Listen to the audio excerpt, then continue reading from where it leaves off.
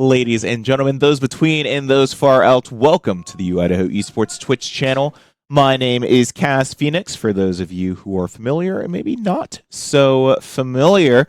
I'm going to be opening up our broadcast tonight again with a lovely pre-show interview tonight. Our guest, Danny Carlos, the director of UI's financial aid department.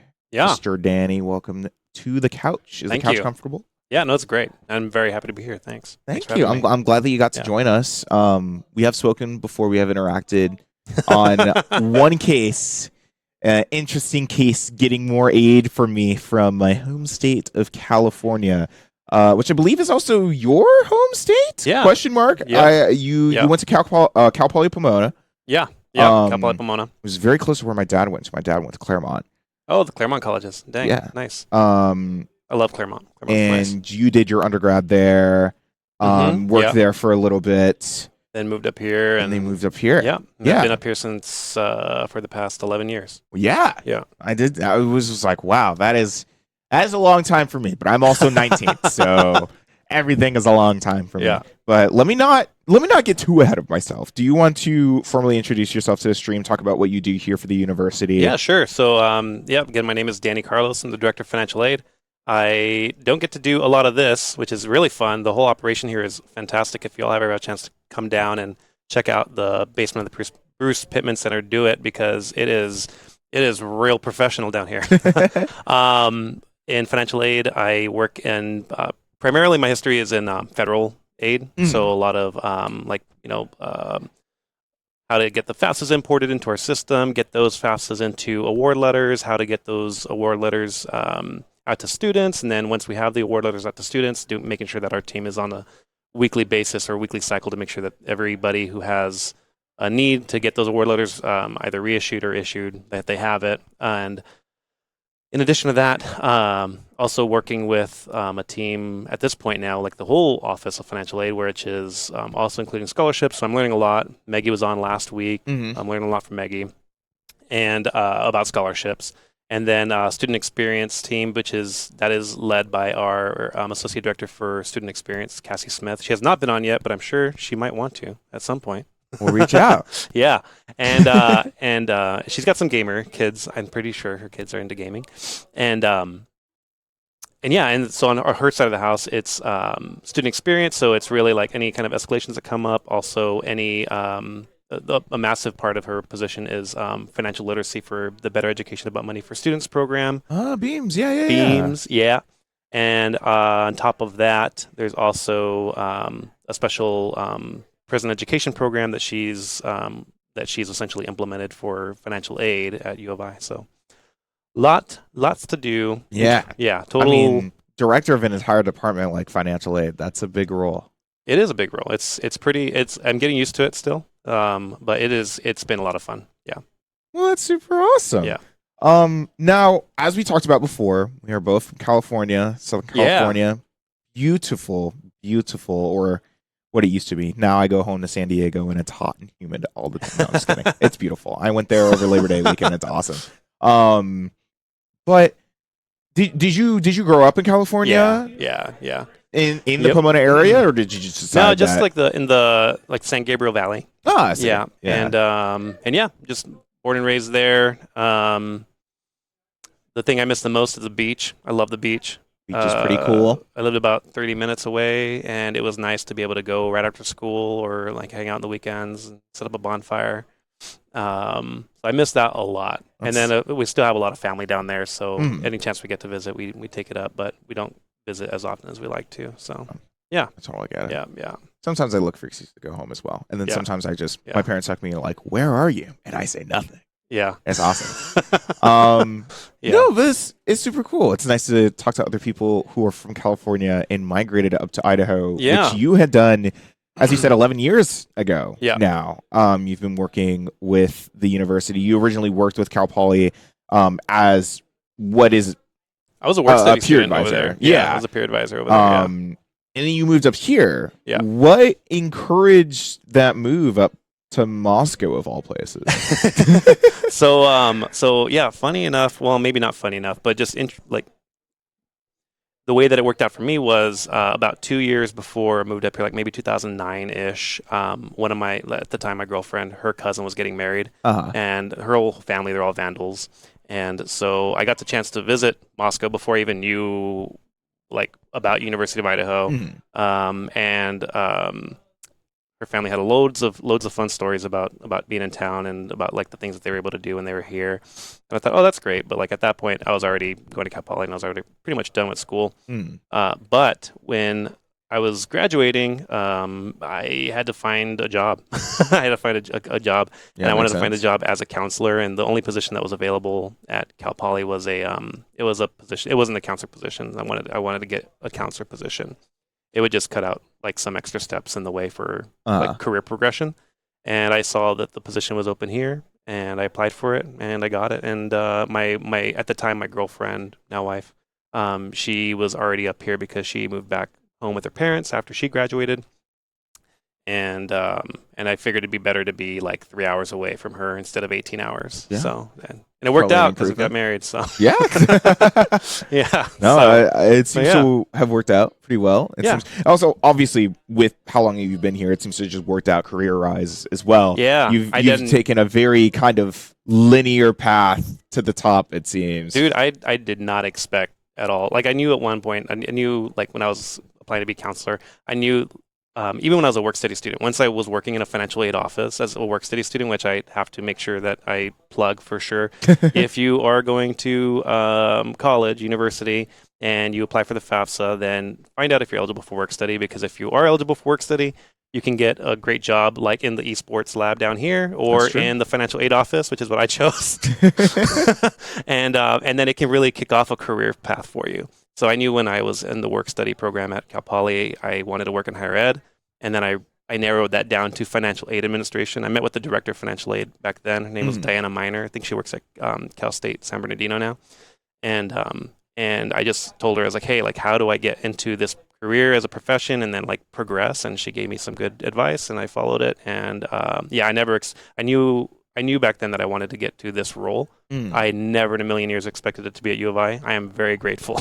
Very, very grateful. I think Yeah. it's the way that I talk about U of I as well is very much as like it's in a place that is very unsuspecting but provides a lot of opportunities, and Yeah. I think a lot of us have a lot of things to be grateful. Obviously, with my position with esports and your position as the director, it's a lot of cool stuff here. It's great. It really is. Now 11 years now. It was a while. You were you were working with Cal Poly for like a couple years, and I mean you stuck around for quite a while. I mean, people have gone through basically their entire I think schooling in the time that you have. a couple times, yeah. Yeah. I've seen, yeah. I remember when I first got hired here too, and one of the counselors was like, "Oh, like it's really great to be invited to like your first like graduation. Like when a student comes in who's like you've been helping with year over year." Mm. And I thought at the time I was like, I'm just hoping that they keep me like during this first year. I can't fathom like getting to the point of like the 4 year out. But yeah, it is very like humbling and very. It's nice to be part of that student experience, and it's. I always joke around and say like if I won the jackpot lottery tomorrow, I would probably commit the rest of my life to helping others and trying to be a good steward of that money. And then you take a step back and you think, okay, well, what do you do right now, Daniel? Mm-hmm. Well, you're a steward of a lot of money, and you get to help a lot of people with that. So That is very true. yeah, so Would you say a lot of the student involvement stuff that you do is your favorite part of your job? What would you say is your actual favorite part of the your job? absolute favorite part is going to like a high school night. Or going to like meeting with students and parents here on campus when we invite them to campus, right, for those big events, U Idaho Bound, Envision, Meet the Vandals at the locations like Coeur d'Alene and down in southern Idaho.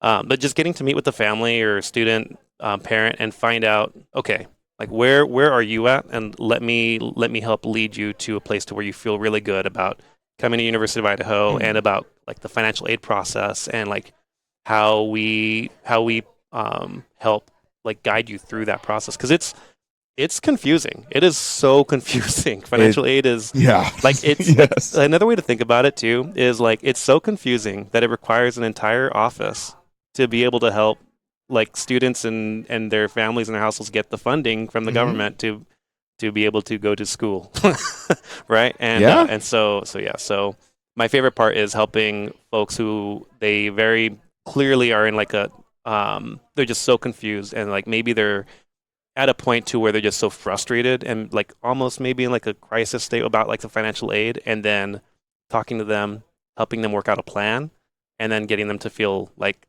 a huge weight is lifted off their shoulders. Like that's my absolute favorite.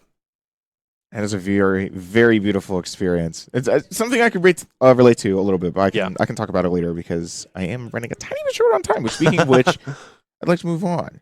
Now, we did, quote unquote, briefly talk, as in my boss asked you some questions in an email. I read a couple of those answers, and a lot of what I was interested in is that you grew up as a Nintendo gamer. Yeah. As a very, very single player focused. Obviously, you have some stuff that you do with your kids, but mostly very into the NES is what you were telling me.